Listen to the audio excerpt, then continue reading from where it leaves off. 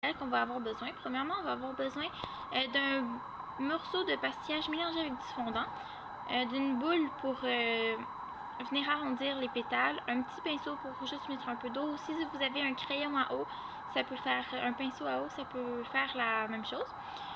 Un rouleau à pâte pour venir aplatir notre pâte, à faire assez mince. On peut utiliser différents moules pour faire nos pétales. Ensuite, on va utiliser de la fécule de maïs parce que ça va éviter que ça colle à la table premièrement. Puis deuxièmement, ça ne va pas altérer le goût de la pâte ni la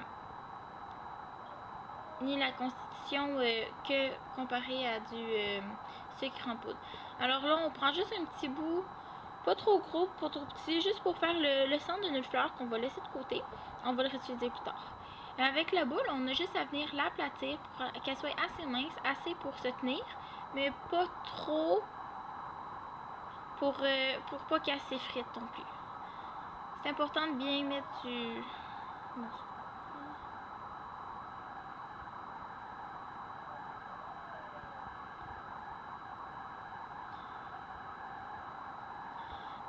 Avec tous les différents modèles, on peut faire différentes formes. Comme avec le cœur, on peut faire des pétales beaucoup plus grosses aussi si vous voulez, ça peut être très intéressant.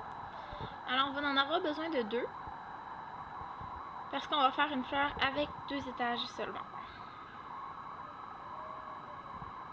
Vous pouvez en rajouter autant que vous voulez, mais tant que ça aille en ordre du plus petit au plus grand.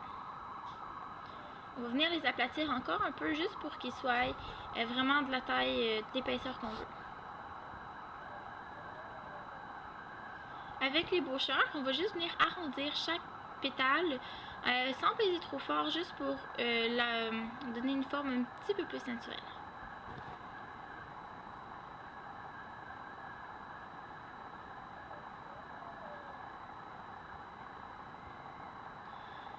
Ensuite, avec un cure-dent, il va falloir juste venir percer pour indiquer premièrement le centre de notre fleur, puis c'est par là qu'on va rentrer le centre, justement.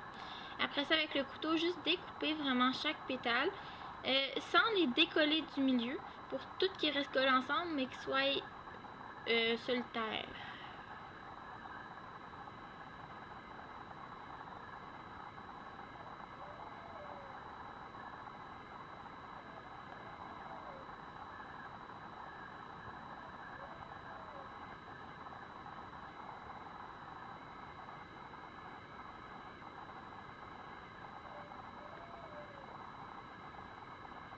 Ensuite, on va prendre une éponge du style de... un peu pour nettoyer les fours ou des affaires comme ça, juste pour qu'elle soit un peu plus molle, pour pas que ça déchire notre fondant. Puis juste avec le bout du doigt, venir peser au centre de la pétale pour pouvoir y donner une forme plus ronde.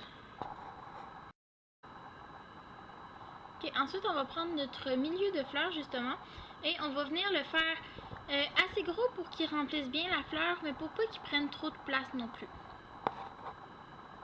Alors, pas nécessairement une boule un peu plus ovale avec un petit bout plus pointu au bout pour que ça fasse plus naturel.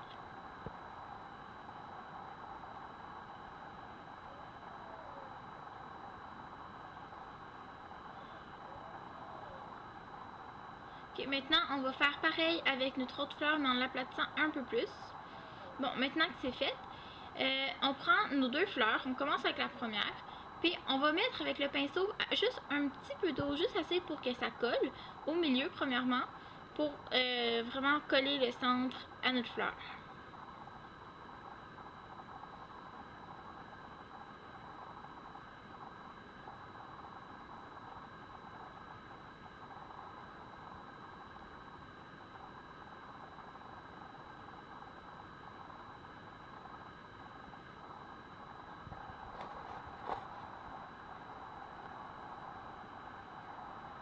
Ensuite, en mettant juste un peu d'eau sur chaque pétale pour les faire coller, eux, au centre de la fleur. Ensuite, on va juste y prendre la pétale puis la rabattre sur le centre de la fleur. Les 2 premières, il faut les faire quand même assez très proches du centre. Puis après ça, juste y aller pour donner l'impression que ça fait les vrais pétales d'une fleur. Fait que l'idéal, c'est vraiment d'y aller aléatoirement pour qu'on dirait vraiment que c'est pas une à la fois puis que ça fait plus un bel ensemble. Une fois que la première étage va être mise, il va rester à mettre la deuxième. Puis ça va donner un beau résultat qui devrait ressembler à une belle fleur naturelle. Voici le résultat final, une belle fleur en pastillage.